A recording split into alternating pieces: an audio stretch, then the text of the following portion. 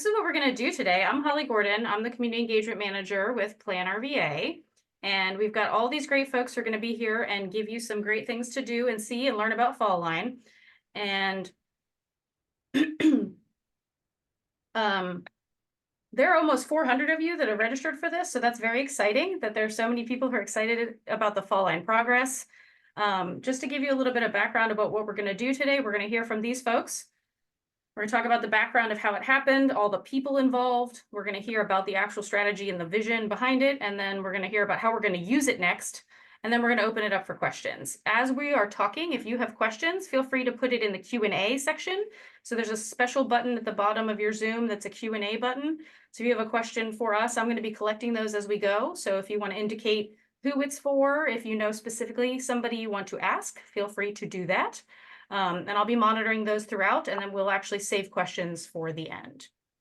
If you're having any tech questions or problems, feel free to send us a message in the chat. The chat goes just to the hosts and the panelists so that we are checking on that. And somebody who is on here will be able to help you with your technical issues. Another good thing to do when you're having tech problems is just try closing and starting again. Sometimes the internet is a little silly, and starting over sometimes can help.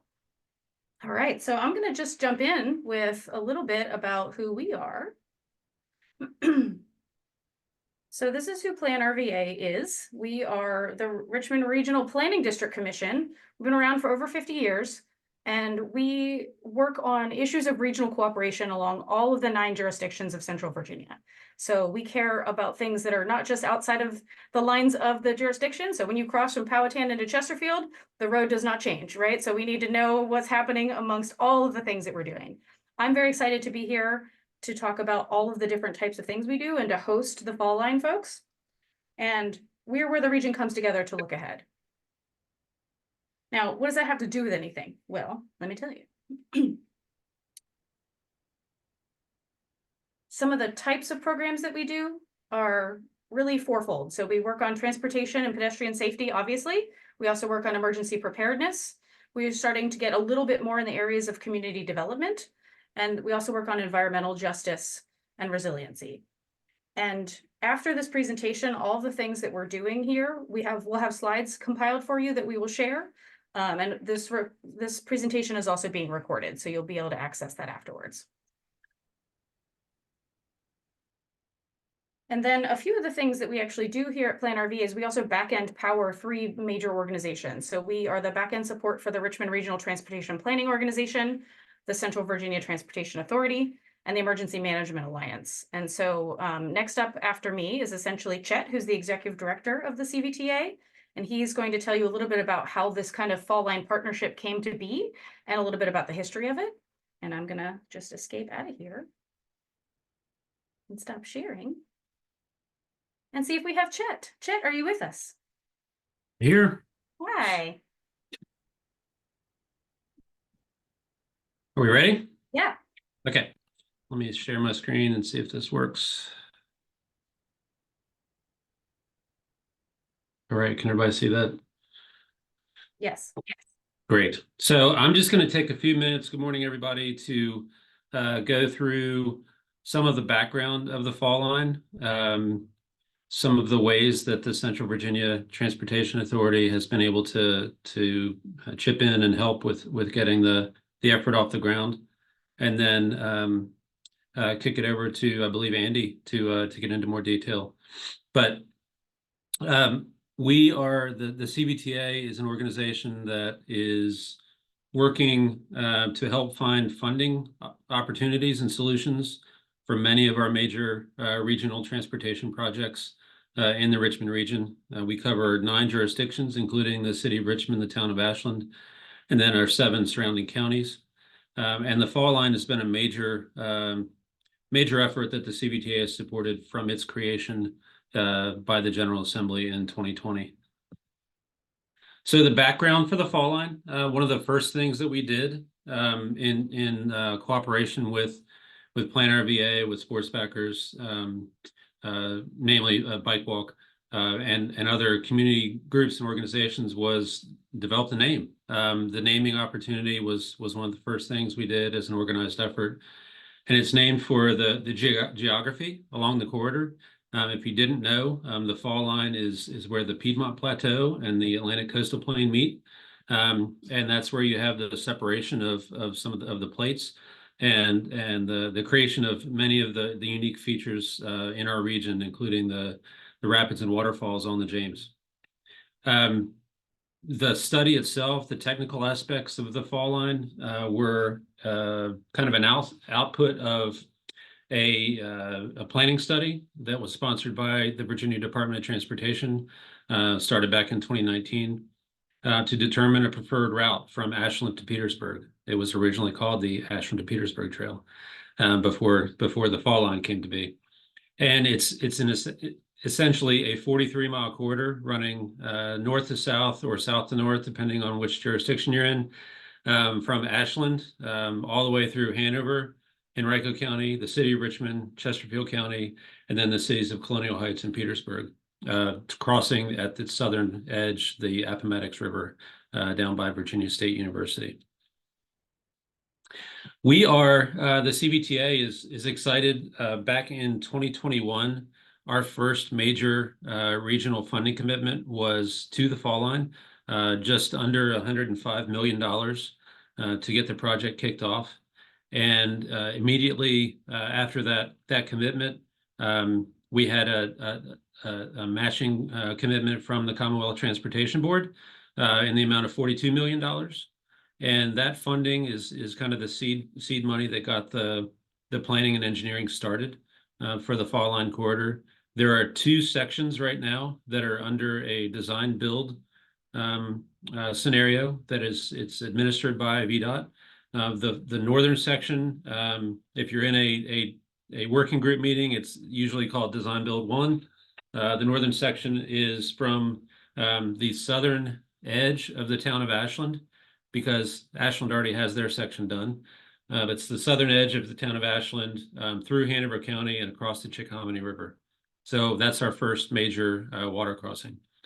The southern section, Design Build 2, is starting from the bottom. So starting on the southern shore of the Appomattox River, crossing into kind of a really unique, fun section of the corridor near Virginia State, through Petersburg and Colonial Heights and into Chesterfield County.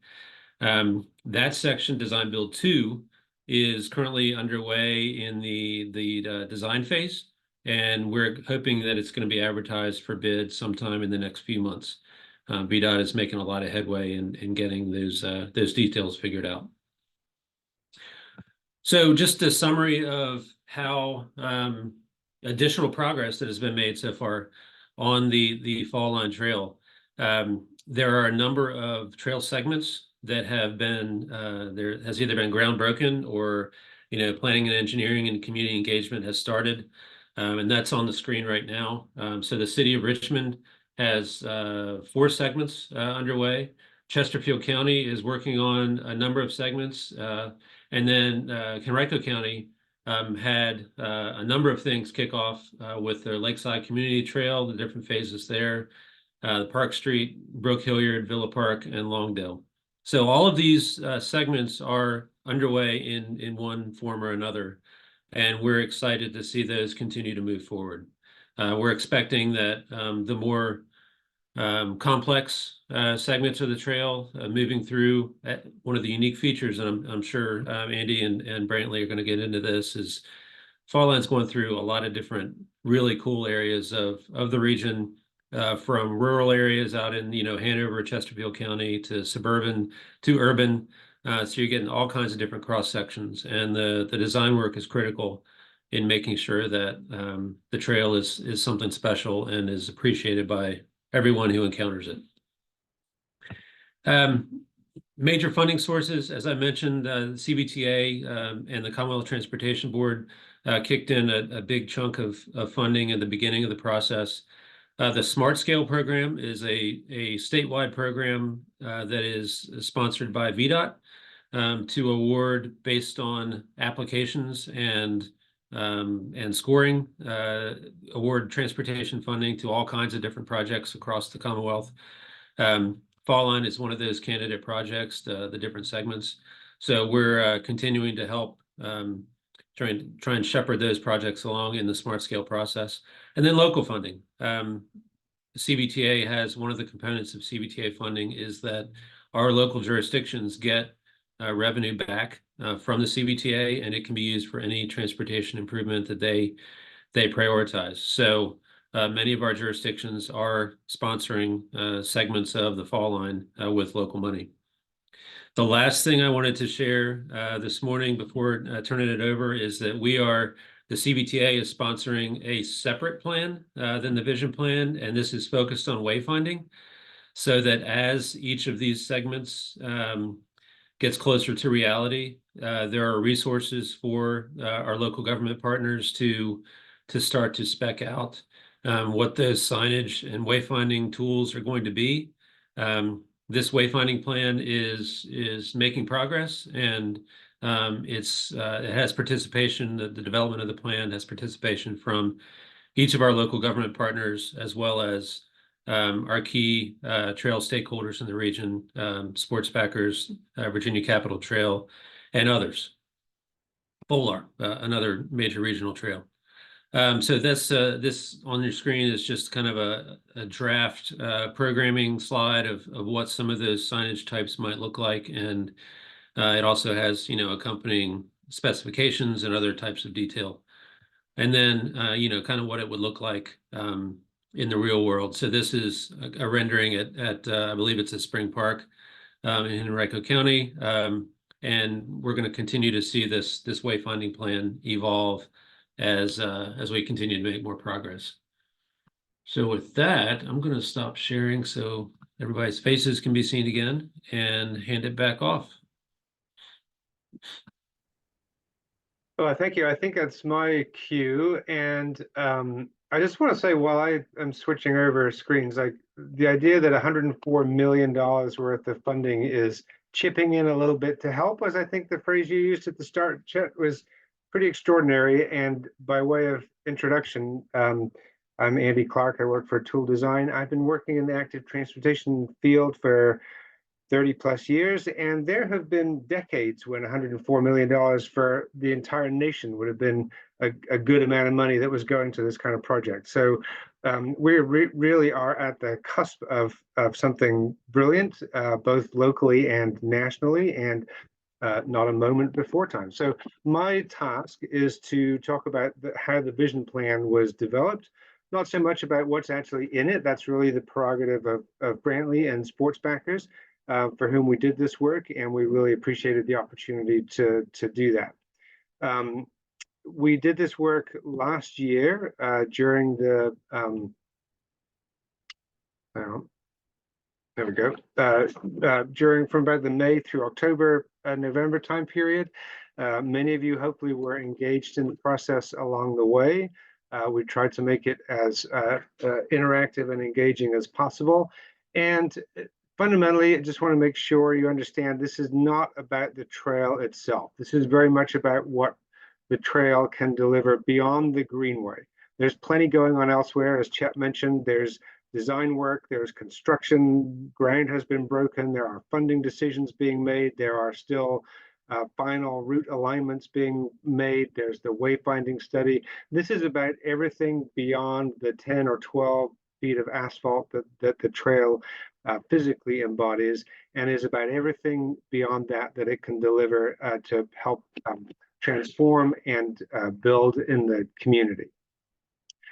We wanted to, and our charge from sports backers was to really tell the story of what the fall line can become, what it can be, why it has captured the imagination of the region and the funding agencies that are involved, how it can connect with the communities along the corridor, and our challenge and task was to try to capture this, to reflect everything that's already been done toward the development of the fall line, to connect with people in the communities that are most affected or will most benefit from the trail, and provide kind of an implementation plan for sports backers to take the project forward. We wanted to, above all, capture the elements that are going to make the fall line not just a trail, but an experience. What are the ideas, the strategies, the design elements that we can build upon to really help deliver the potential of the trail to transform and connect communities through the region. We for sure wanted to learn from other similar trails around the country, but we wanted to capture and share the local benefits and potential of the trail just through some relatively simple but quite eye-opening data analysis that sort of emphasizes both the value and the potential of the trail. The trail passes within a 10-minute bike ride of over 100 schools, colleges, universities, educational campuses. And we want to make sure that those are the kinds of places that are connected to the trail so people can use it to get to and from those establishments. The trail will connect and serve job sites with over 150,000 jobs in the region. Again, that's just within the sort of short, small catchment area of the trail. And we wanted to, as part of the task, just highlight those opportunities and make sure people understood the real benefit and value of the trail. Our first round of engagement that was in May of last year was really designed to elicit ideas from the community, to capture those long-held dreams and aspirations people have in the community for what a trail can do, from what spaces in the community could be for people that live there, and also to capture all of the amazing work that agencies and groups like Sports Backers and FOLAR have already done in the community to gather this kind of information. I think one of the things that was particularly powerful for me, for example, was talking to folks from Southside Relief in one of the meetings, where we were talking about obviously things like the heat island effect and how the trail can help change that and provide a real benefit, a tangible benefit to communities along the corridor. But we were specifically talking about Commerce Road. And I think initially we had been sort of thinking Commerce Road was an important connection, an important corridor, but probably not the most attractive place that people are going to visit along the trail. But if we thought of each of the individual intersections that connect to the neighborhood as an opportunity to provide and make visible kind of an oasis of trees that were both an attraction and a real service, we could really start to think of even somewhere relatively uninspiring like Commerce Road as a real valuable part of the trail and something that people would want to go to and would benefit from directly. So those were the kinds of ideas that we captured in the engagement in the spring of last year. And we really heard that the fall line needs to, as Chet alluded to, both shape and reflect the very different context through which it passes. It is very much inspired, all of this work is inspired by the groundbreaking work of the Capitol Trail, but it is a very different trail and a very different experience from the Capitol Trail.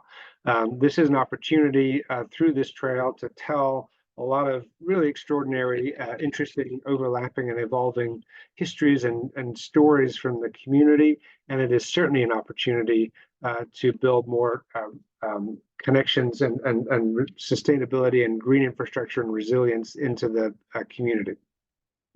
There are obviously some pretty remarkable transit trail-oriented development opportunities along the corridor, but there are also areas that are where we need to pay attention to the user experience along less immediately attractive areas. Extraordinary opportunities for placemaking throughout, and a real important element of this is connecting all the different opportunities that exist along the corridor. So we gathered a lot of sticky notes during this process, put them on our maps, and had to really then figure out how to organize and present and capture all of the brilliant ideas and opportunities that folks had.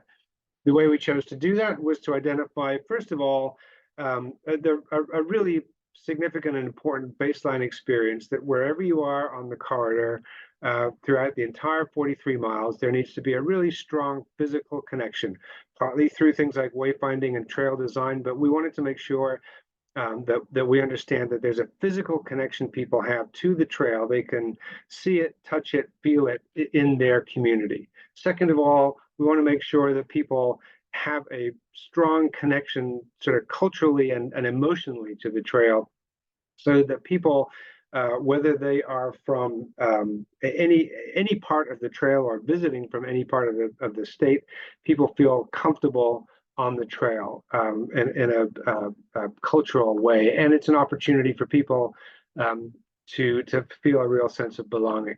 We certainly want, throughout the length of the trail, people to feel inspired, whether that's by the vistas, the view, the nature that they experience, or the skyline that they experience, or seeing the fall line, seeing places in the community that can be a source of inspiration.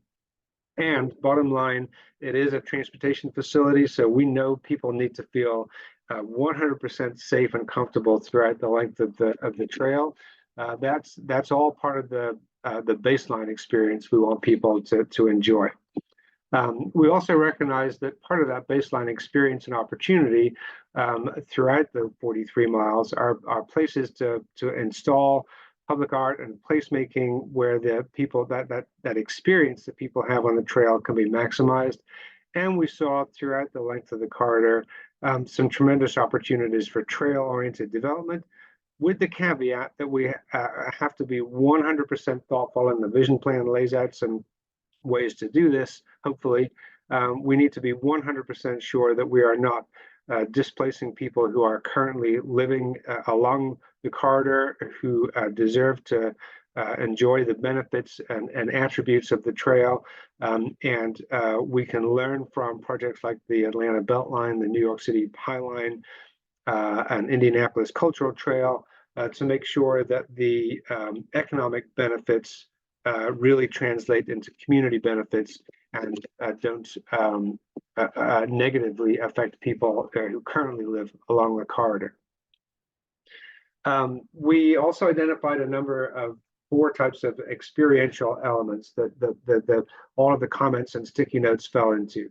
There are iconic elements in the trail, those memorable moments, the places that you want to go to, that you tell people about on the trail, the things that you say about the trail, whether that's the art, the signature projects, bridges, gateways, things like that.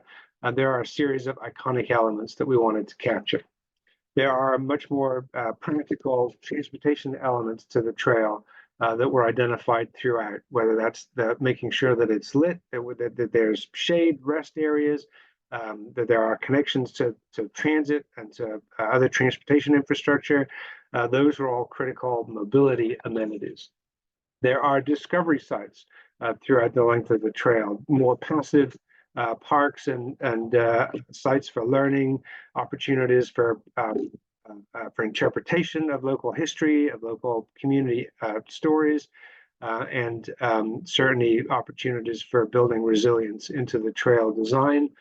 And lastly, there are those play spaces, those more whimsical places perhaps, or more physical active park sites where you can learn to ride a bike, do some tricks on your mountain bike or BMX bike, where you can take your kids to play. So all of those elements, again, we put on a map and try to organize them and make some sense of them. And the way we tried to do that was through recognizing that there are really at least four fairly distinct types of trail that you're going to experience and that we should be thinking about and building along the trail. There's the Main Street Trail, the kind of thing you'll see in the City of Richmond sections, where there is very much an emphasis on activity, retail activity, civic sites, museums, those kinds of downtown Main Street type activities. There are more neighborhood trail sections, perhaps the bit that goes through Colonial Heights around the back of the neighborhoods and the baseball stadium, that is very much going to be a neighborhood trail where you're going to see people, you're as likely to see people just out strolling in an evening as you are people riding the whole length of the trail. there are much more scenic sections of trail in Hanover and Chesterfield counties, for example, where there will be fewer of those amenities, but longer sections of trail where you get a real sense of nature.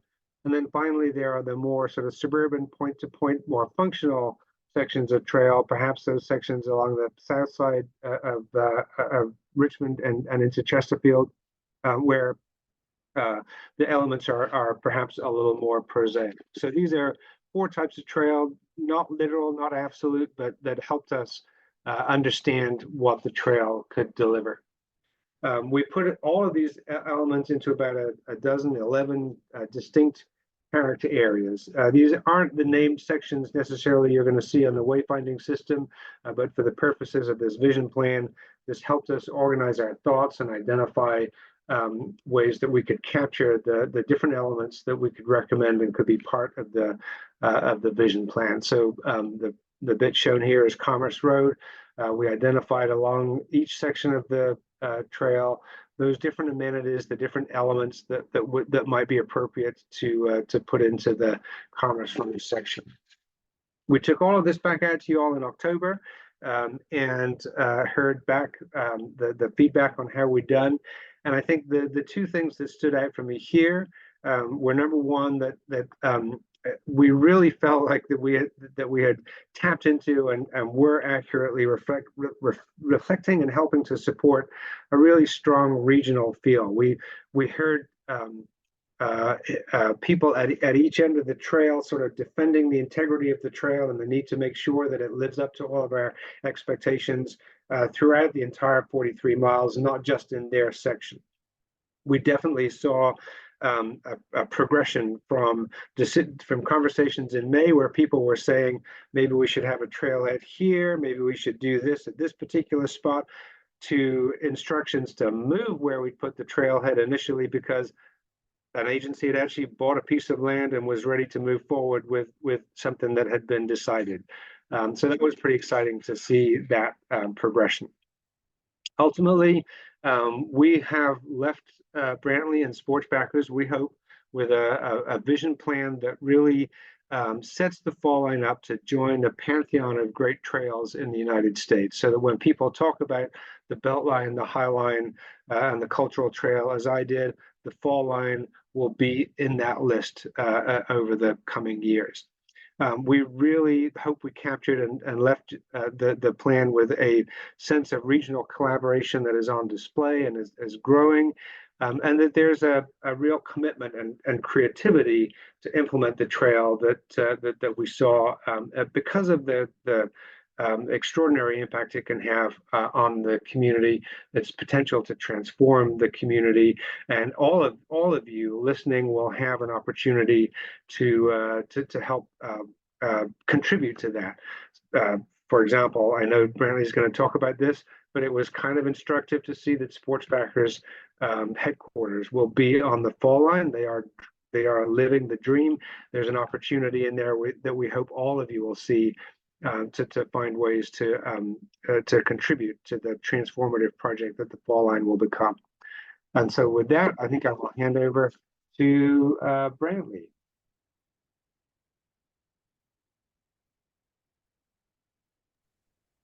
Great, thanks. And as always, it's such a disadvantage to have to follow someone with such a charming voice. So I'll just do my best.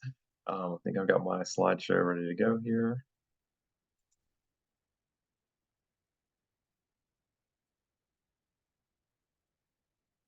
All right. I love working with Andy and Chet and Holly now at Plan RVA, and it's been a fun several years working on this project. Firstly called the Ashland to Petersburg Trail, and now the Fall Line, and it really is a privilege to be with you this morning. I've got a lot of pictures in this, and so I may move a little bit quickly, but I do have definitely pay attention towards the end. We've got some next steps and some things to engage with us. We have some events and some dates to pay attention to, and I'll have some time for you to jot those links down. And I just want to say before I jump into this, Sports Backers is a 501c3 nonprofit. We're regional. We have relationships with all of our local governments. We don't build trails. We don't build bike lanes. We are here to really elevate the conversation and to get the community involved so that this becomes the most successful, high quality, and what we like to say is world-class trail in our Richmond region, very much built on the success of the Virginia Capitol Trail, which we all love, and thinking about how it can be a little bit more than just a ribbon of asphalt, which of course is an excellent amenity for people biking and walking, but instead can it be a 43-mile place or a 43-mile chain of lots of different kinds of places that are very representative of the communities that it connects. So that was our idea when we started this process. How can Sportsbackers, as a nonprofit who doesn't build trails, doesn't own land to build trails, provide value? And what we really started to do is talk about inspiration and to get people involved and just kind of get some shared enthusiasm for what is possible. I'm Brantley Tyndall. I'm the director of Bike Walk RVA at Sportsbackers, and this is my presentation. Let's see. There we go. So why did we do a vision plan? And you'll see I have lots of great pictures throughout. Some of them are meant to make you just think about what is possible. So this is a mountain bike trail that is adjacent to a paved trail in Bentonville, Arkansas. That is very much a highly desirable trailside feature and a part of their major trail network. The Fall Line, you probably got this from Andy and Chet, is a huge project. It's just really it's unparalleled in its ability and its size and scope, and in its how quickly it's been able to raise funding, and just how high impact of a trail is going to be, because of, instead of like a lot of trails being routed through primarily rural areas where land is easy to access, it is intentionally designed to connect communities, connect places where people live, where people work, where the people are trying to go, and places of significance to a region and its history and its culture and other important destinations. It really is designed to connect people, and tools work has been very helpful for us to understand some of the impacts of that connection. As aligned, the Fall Line will connect 340,000 people where they currently live, and over 95 schools and universities, including 2 HBCUs, which to my knowledge is the only trail of its kind that does that, Virginia State University and Virginia Union. I'll talk a little bit more about this, and I know that Andy had a slide on this, but what are the potentials for being able to use the trail to connect communities in a way that's relevant to them, that tells the story of the Richmond region, and makes this trail not just for people who bike and walk now, but for everyone. And that's been our design prompt. The vision plan in itself, when we were starting this project a couple of years ago, we thought, we've had extensive community engagement, and I'll talk a little bit about that. But people would come to us and say, well, what about this? How can my community get involved? How can my students' school have involvement, because they're right along the trail? We want to do community art. We want to do trailside placemaking. What will the benches look like? Where should I park? What will trailheads look like? No one was really compiling any of these questions or any of the answers. And so we wanted to take a stab at getting our first kind of draft at all of that with a ton of community and stakeholder engagement. And I really think we're still really at the beginning of that too. We've got something to talk about. That's what we're talking about today. But we're going to continue to have iterative conversations, especially as we get more dialed down into each community as construction starts to happen. But we wanted to get something that we could all kind of conceptualize and understand that was regional and fairly comprehensive. So we took our first regional exploration of the trail. We compiled tons and tons of stakeholder ideas, and I'll talk a little bit more about that. We did a lot of case studying, including many trips around the country. This will be a living document that continues to change.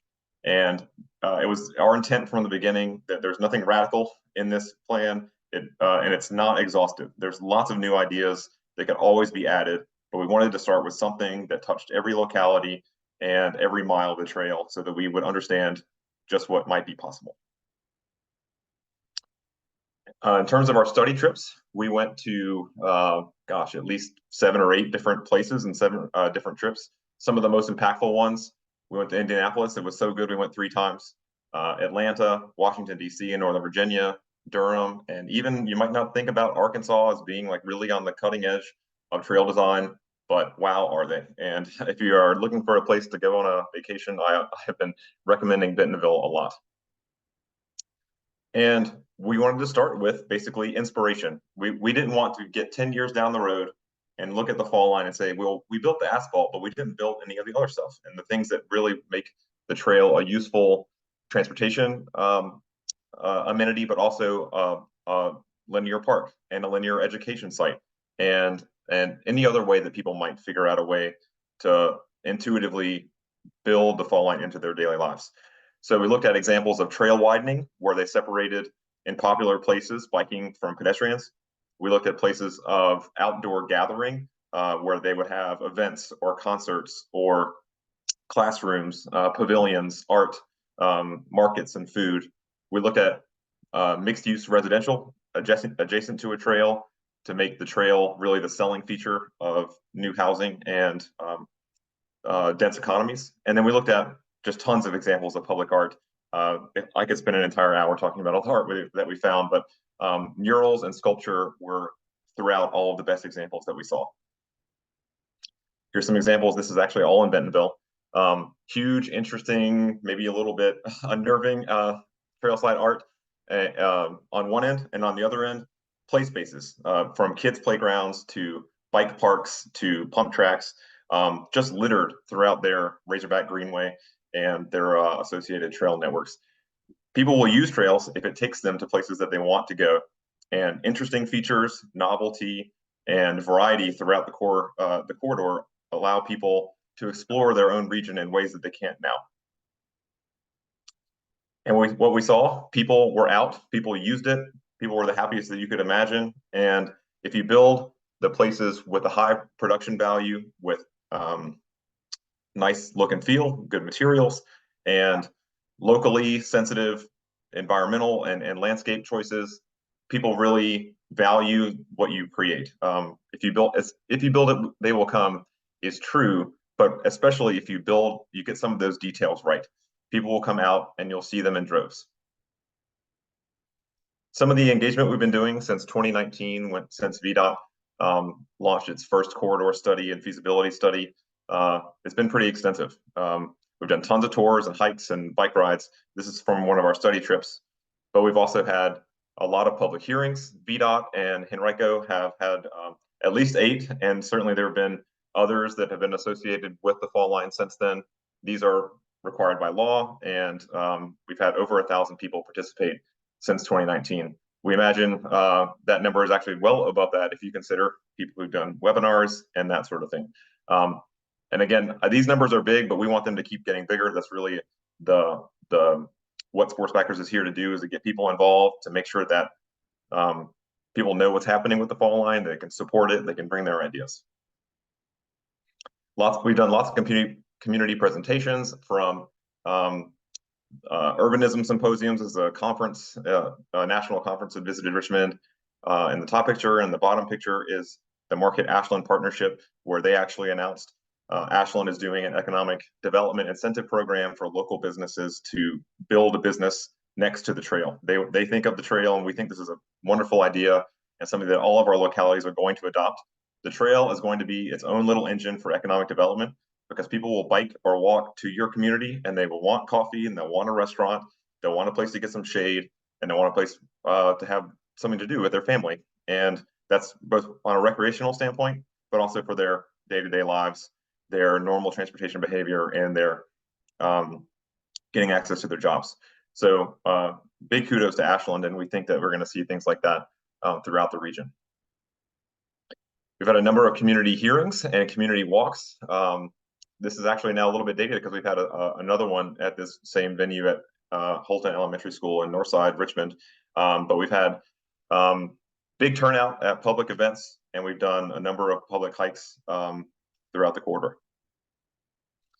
Through the Fall Line Vision Plan, specifically just the Fall Line Vision Plan process, we met with virtually or in a number of different types of huddles, all these different organizations, and we certainly intend to continue to grow this list. We look at this list and think of each organization as a partner or a future partner for implementing amenities, placemaking, and other on-site activations along the fall line, because success for the fall line is not just the pavement. It really is community ownership and involvement with every little aspect of it.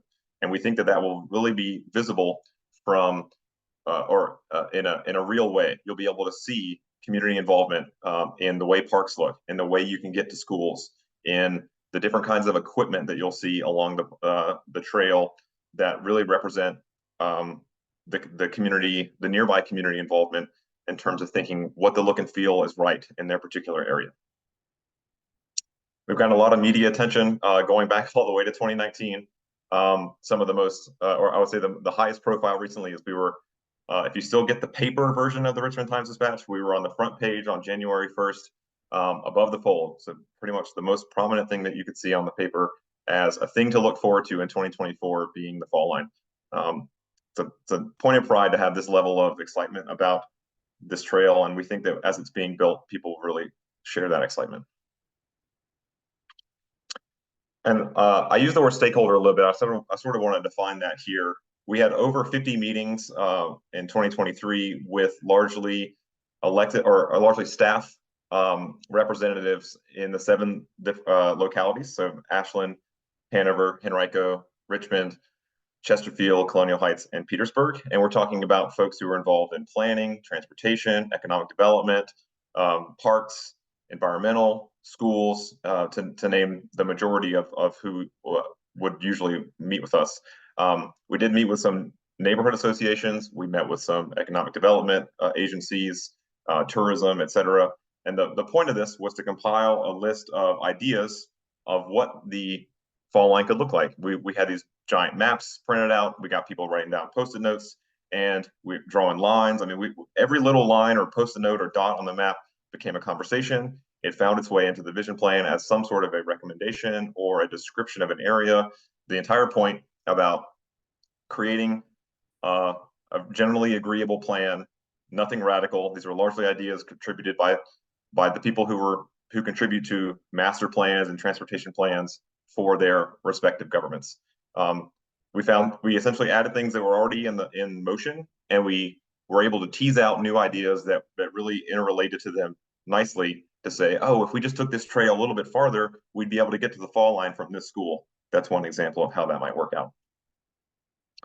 Every year we do a fall line trailblazer. It's sort of sports backers buy a t-shirt to support the fall line, and you get your annual t-shirt design.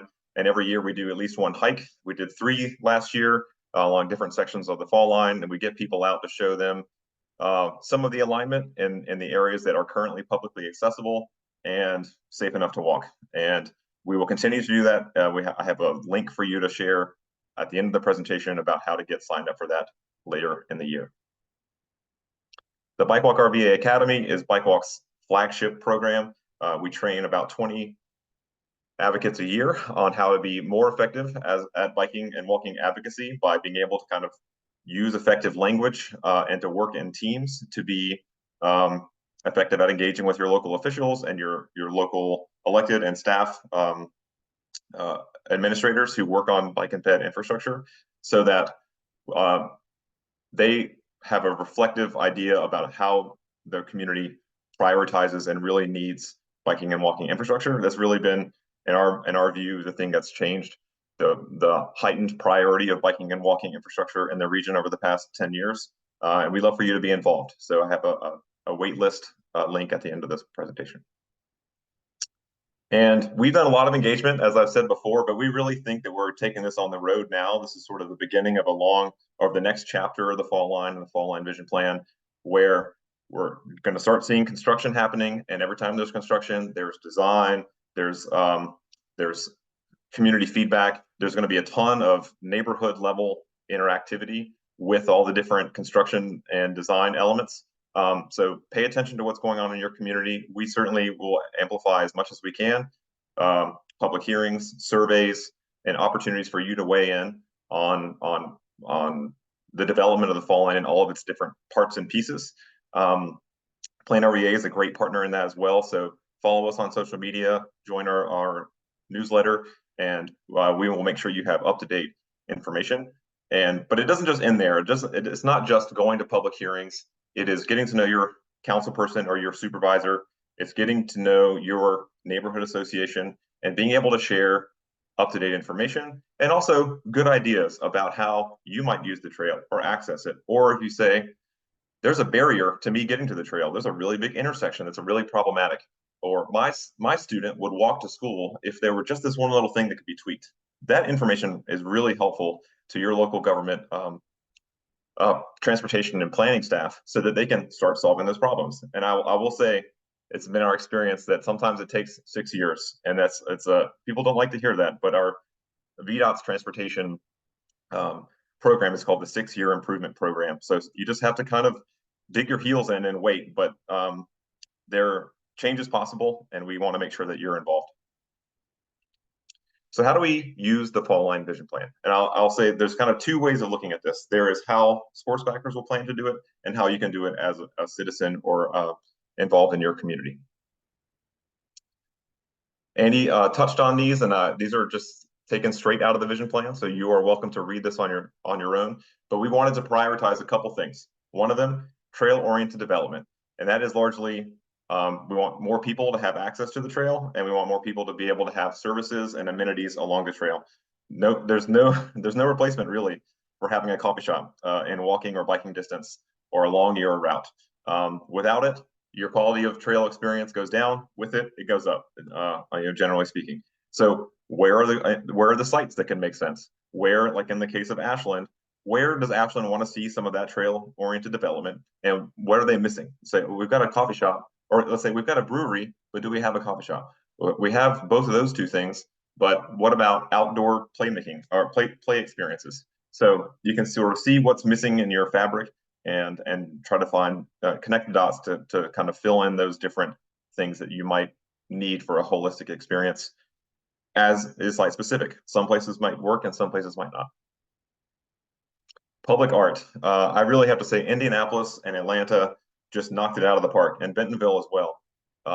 You can't walk, a 1/10 of a mile without seeing a new big sculpture or a new big mural or something that's interactive, or an outdoor seating space that could be an amphitheater and it could be a classroom, but it also has murals of people who've helped create the community there, sort of a historic placemaking standpoint. Richmond does a great job of this as well, and we also think that the Fall Line is really going to be this seamless corridor along from Ashland to Petersburg with all the different variety, telling lots of stories, over 400 years of history, some of it good, some of it bad, but all of it is us. And I think there's a great opportunity for the Fall Line to really be a canvas that everyone can paint a little bit on. I think this is actually a slide that Andy showed, but I just want to remind you before we jump into it, there are lots of different little elements. Like that really is, it's not just murals and it ends there. Like, what can we do on the pavement? Where can we encourage increased investment in safe crossings? Part of what we were able to identify are heightened areas of perceived danger crossing a major road, high-speed roads, no dedicated crossings, and we think that this will be something that we can help workshop with VDOT and with our 7 localities to make sure that as the trail is built, we build it immediately. And if we can't do it then for funding or other reasons, that it's on the short list to fix in the future. Everything is living, everything is iterative, but we want to make sure that we are prioritizing these from the beginning and not trying to do it as an afterthought once everything is done. And I would encourage you, as you look through the map, to focus on your area. So this is one of a few different linear versions of the map in the plan that essentially shows what's nearby, and then what might make sense from a placemaking standpoint in a particular context. And Andy did a great job of sharing that the power line section, which is basically the northern portion of Henrico, is going to look a little bit different than the Route 1 section in Chesterfield or the Virginia State University section in southern Chesterfield. So there are dense areas, there are more remote areas, there are suburban areas, and there are sections that have more crossings and street crossings, which means more activity, more places to go, more local businesses. And there are some that are going to be a little more remote and a little more scenic. So you won't have as many coffee shops in some sections, but you might have a little more peace. So we think as far as the whole 43-mile corridor, you actually will have a lot of great variety. So get to know your context zone. This is just one I took out of the 12 or 13 that are in the plan. We've got the trolley line, which is the section just south of Ashland. It's actually an existing kind of project that Plan RVA and the National Park Service have been working on for, I think, about a decade. And this is going to be the biggest sort of access improvement to that project. And it's actually, at least in the northern portion, accessible now if you'd like to walk on some gravel. It has its own look and feel. It's not in a bustling downtown. You're not going to have very much access to some things like coffee shops unless you go to downtown Ashland or farther south. But what you might like to see in that kind of natural environment is, can you do some dirt bike type stuff, like a little mountain bike pump track or kids play area? Can you really lean into the outdoor classroom aspect and to show people the earthwork history and the wetlands history, and that's something that you can't find in some other sections of the fall line. So let's really highlight this particular section. On the flip side, downtown Richmond is going to be a destination for very many. Some people will use the fall line to get to work, and some people will come from the outer areas of the fall line specifically to get downtown for nightlife, for food and beverage, for access to the river, which is going to be extensive with all the different bridges that are down on the James right there.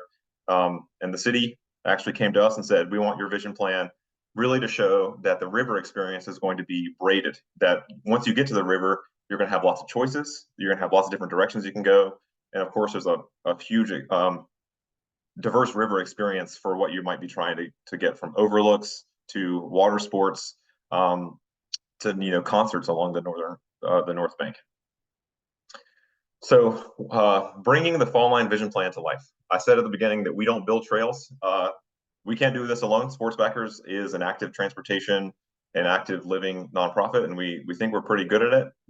But we also want to make sure that we're exploring every opportunity to partner with organizations, particularly ones that have a stake along the Fall Lines corridor. And we want to make sure that we're doing our best as stakeholders in the development of these amenities to extend partner opportunities and to help fundraise for big ideas, to negotiate and kind of land on project management schemes that either we're running with the show or someone else is running the show and it's clearly defined.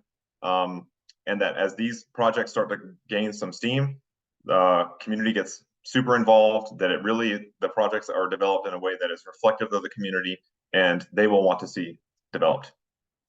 We don't own land that the Fall Line is going to be built on. We will rely on approvals from largely local governments. On occasion, I can see that we'll be working with private landowners, just based on the fabric of the land that the Fall Line is going through. Someone with a business that owns private land may want to do some kind of a park or something like that, connection into their business, or some signage, art, that sort of thing. So it's our job to identify those opportunities, to make sure people know how to get involved, and to look at how we can make progress. I'll say that VDOT owns more or less the right of way, and most of the implementations of the Fall Line will not be in the trail itself. You may find a little bit of like crosswalk art in the small area, that sort of thing. But generally speaking, we're talking about adjacent, and it probably is easier to conceptualize that way. There's a lot of materials. One of the items that came up repeatedly, and I think is a really great one, is the opportunity for tree plantings. Particularly South Richmond and North Chesterfield have a great opportunity for new trees to be planted. There are a lot of organizations that are in this space that we would love to partner with, from Capital Trees, Southside Relief, Groundwork RVA. I know there are more.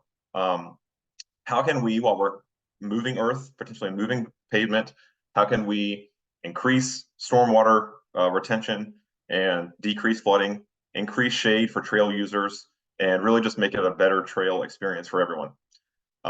There are lots of, when we think about amenities, we're talking about benches and water fountains and play structures, and there's all kinds of other things too. And of course, we'll need materials for making art, from murals, which of course takes a wall also, and paint, to sculpture, to interactive, to things that take art or take electricity and light. Really we want to think that the sky is the limit, and really it's we're limited by how much inspiration we can share with people. Looking forward, we think we're looking forward to some groundbreakings pretty soon. We had the first one in Henrico back in October. The Hanover section is coming very rapidly. That's the design build one that Chet mentioned. That's 4 whole miles. Richmond will be tackling Bryan Park and soon, getting started in the next 12 months. And then the southern section from Petersburg to Chester is also on track for groundbreaking in about the next 12 months. We want to make sure that we're bringing in partners that understand art and history. We're not the art and history leaders, but we know a lot of great people who are, and we want to make sure that the Fall Line is very thoroughly used as a way to kind of tell the story of Richmond in its entirety. And we think the great place to start is Spring Park, where our office is going to be moving, the site of Gabriel's failed rebellion, and really of significant historical value to American history and emancipation history. And just the greater concept of connecting all of these places of Black and African Americans. We want to bring the experts in to do that. And our initial idea is to have a symposium to kind of give us some next steps. There are some questions I saw earlier about some focused connections. We want to make sure that the Fall Line does an excellent job of connecting the Diamond District, of City Center, Green City, and other places along the other major destinations along the alignment. You don't want the trail, this major investment, this major active transportation amenity, to just breeze by the most important places that people are going to want to go. We've had great conversations with all of our local stakeholders about this. And I just want to stress, this is a living document. The trail, until it's built, is not finished. And so there's always room for flexibility. It is not really our goal to change too much of that stuff, but really to make sure that our leaders kind of see the big picture and they're doing it on their own. So we've had great success so far, and we're really looking forward to the next step. Now, I'm going to pause here for just a second. The Fall Line Vision Plan is now live. You can get it at bit.ly/Fall Line Vision Plan. That's case sensitive. You can also just find it on Sportsbacker's website on the Bike Walk RVA page. Feel free to read it. It's about 100 pages. So, thumb through it, go to your neighborhood section and see what has been sort of gently recommended for your area. And I also just want to give a shout out to, I actually don't remember if he is the current chairman, but former chairman of the Board of Supervisors and definitely the former chairman of the Central Virginia Transportation Authority from the Matoka District in Chesterfield, Kevin Carroll. He was great to work with, and he gave us this wonderful quote as the forward of our plan. Love that. Some dates and some links that you may be interested in. Take a screenshot, take a picture with your phone, and also these, of course, will be published later. We have a Celebrate Trails Day of service that we're now launching a quarterly program. First one will be April 27th for Celebrate Trails Day. You can register at that link. Our next academy will be launching in March. You can register at that link. And then Bike Month is coming, which is 5 months of programming, or excuse me, 5 weeks of programming, much of which will be free and Fall Line related to get you out walking and biking on the accessible sections of the Fall Line. And then in October, we'll be doing our annual Fall Line Trailblazers event. I think I have one more slide. We'll be looking forward to many more of these groundbreakings. And thank you very much. Thanks, Brantley. Okay, so you all have put so many thoughtful questions in the Q&A box, and we have been answering them as best we can as we go along, but there are still a few that are outstanding, and I know that we have reached our time. So I would say if there are folks that have to go, we will be able to send this recording to you and the slides. And we will stay on just a few minutes later to answer some of these questions if you all want to stay. If you can't, we totally understand, and we appreciate your time and attention today. There have been so many lovely comments, Brantley and Andy and Emily, about the work that's been done here already. So just thanks that are sending to you are also in that answered question, so you can go and look. Thank you for your kind words, everyone.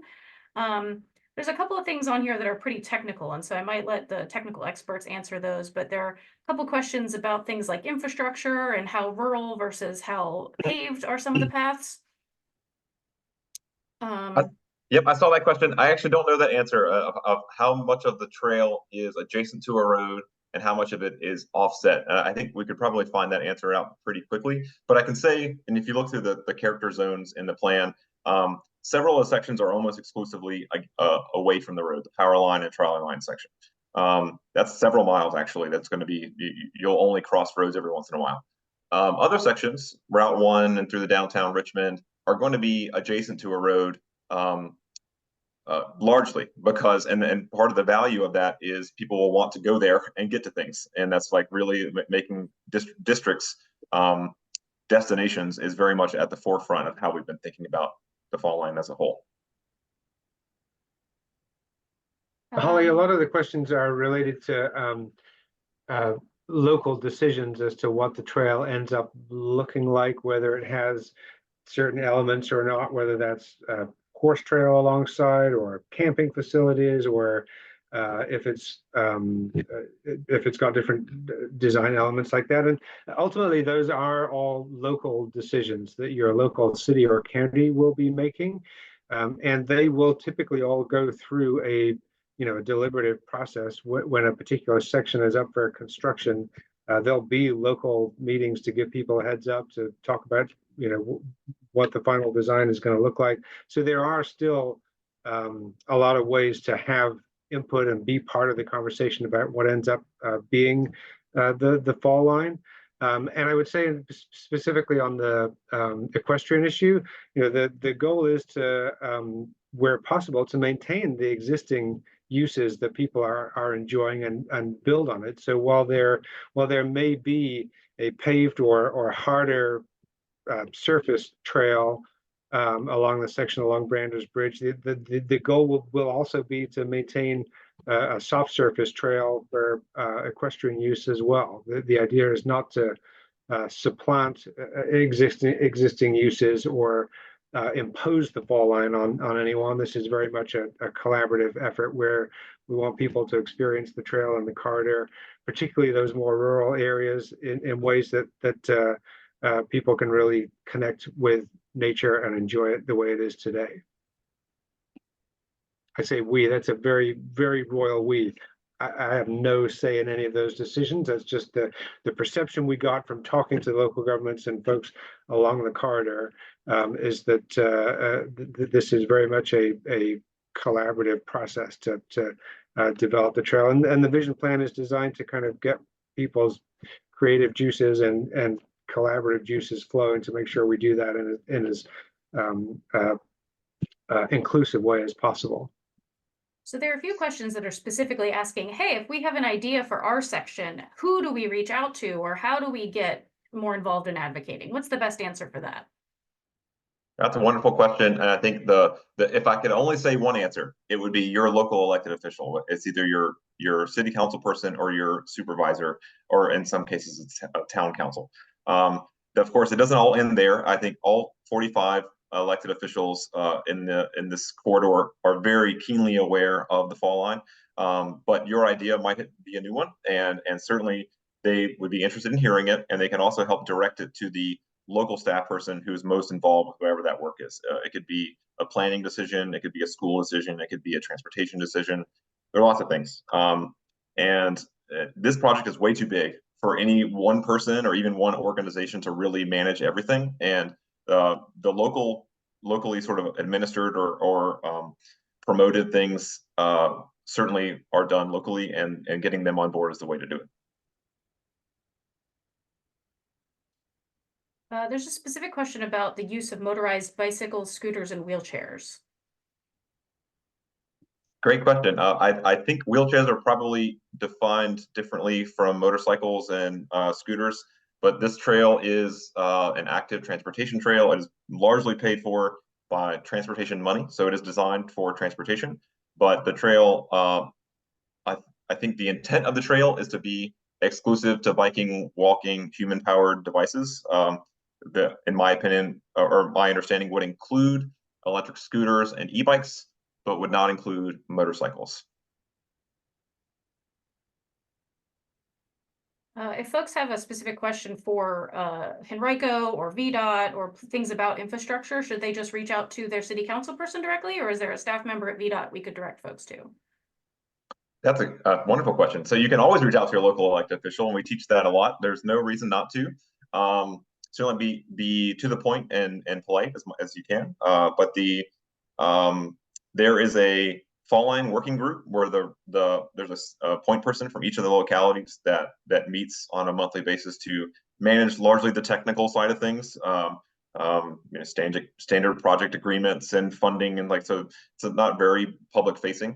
But there is a point person in each locality that can answer your question. And so your local elected official can get you to that person with ease.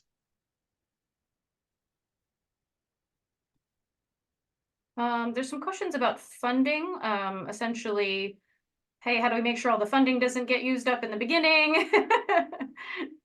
Oh, that's funny. So, well, I think we're all watching our dollar get less valuable. So the more we use it now, the better effective, the more effective it'll be. And then in the grand scheme of things, the funding is being administered really well on a regional basis and working with VDOT. We have a lot of funding that's being tailored to different sections that are going to be under construction. Their contracts are getting managed. So yes, we don't have all the funding yet, so we don't want to just go spend all of it. But if you're spending it, then it is going towards the trail. So in the grand scheme of things, yes, it does cost money to do planning and strategic work. The funding that has been raised for the fall line is not paying for what we're doing today. I should let you know. These projects take a long time, and some of the funding that we got 3 years ago is now coming to fruition to actually put these projects into motion. So what I'd really like to say is let's empower our local elected officials to continue to seek funding. And some of that is local, some of it is state, some of it is federal. We're not all the way there yet. There are a few questions about specific things in their neighborhood or specific sites. Is the best way to find the progress on that to keep tabs on the vision plan? What's the best way to answer those? What about this thing? If you're talking about specific elements, let's say, for example, you're trying to connect, trying to think of a good example, Lakeside Elementary School in Henrico County. It would be right off the fall line by a few blocks. They say, I live in Lakeside. How am I going to get my student from the fall line to Lakeside Elementary School? That's a very locally specific thing. So talk to your school, talk to your PTA, talk to your principal, and talk to Henrico Public Works. There is a point person for that. And at this point, we do not have a tracker for all the different elements. We could maybe it would make sense to go that direction. But I just want to stress, we're really at the beginning of a lot of this. And we don't have as much to talk about from a specific standpoint. We have a idea and a process. Let me add to that one more piece, Brandy. For the actual asphalt of the trail itself, Plan RVA's website actually has a GIS and data resources tab that if you search under the fall line trail there, you can find the best, most current, up-to-date documentation of which sections have been funded through which funding sources, what the current schedule is. There's just a ton of information segment by segment that doesn't address all of the connections and all of the stuff that the vision plan is designed to address, but it gives you a pretty good snapshot of where the trail is in development at any given moment. There's a question about conversations at schools since children are affected. It sounded like there was some community engagement that was done at schools. Is there a plan for any more specifically for kids? Yeah, I think maybe I'll take this as our last question, but school representatives, largely from the local governments, were engaged in the Fall Line Vision Plan starting in May and then again in October and November.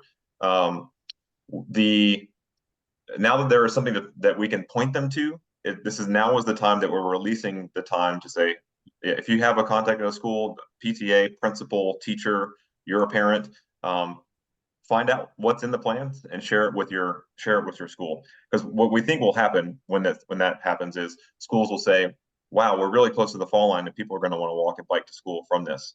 There's even legislation in the General Assembly this year to encourage bike buses and active transportation means to get people to schools. We think that this is like very supportive of what schools already want, and they're going to be very excited to see that they're close to this. Putting some resources in the chat here about what we recommended, the GIS link that Andy mentioned. Somebody also asked it might be helpful to have a list of elected officials and contact information for the fall line. From Plan RVA, you can actually go see who your commissioner is, who is serving on the board for the regional plan. So those would be good people to start with. That does not obviously entail everyone who's an elected official. Those are just the representatives to the commission. Other thoughts, panelists, about how to better get in hold of the right people?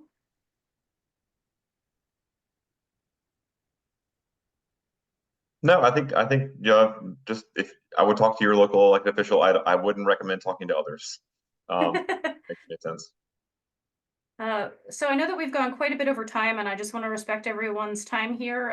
Panelists, if you want to scan through here these last questions and just see if there's anything else that's kind of easy to answer, or how we might address anything that's not been addressed here. I think I'll take on the collaboration with other organizations. As luck would have it, up until December, I was on the board of the East Coast Greenway Alliance. So yes, there's been coordination with the East Coast Greenway, and Rails to Trails Conservancy folks are very keenly aware of the project, particularly obviously the sections that run along former rail corridors. So yeah, we've tried to make sure that this is on everyone's radar as best we can. A great way to stay informed is to join the Bikewalk RVA mailing list. You can get it at sportsbackers.org/Bikewalk RVA, and we send targeted emails out that are zip code targeted to your area, so that you don't get a bunch of noise. But also, if there's a public hearing, or there's a hike, or there's an event in your area that's related to the fall line, we'll make sure you know about it.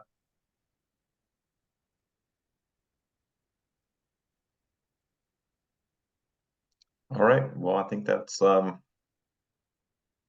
thanks, everyone. Yeah, we appreciate your input. Thank you for being so interested and excited, and we look forward to talking to you all again soon. Bye.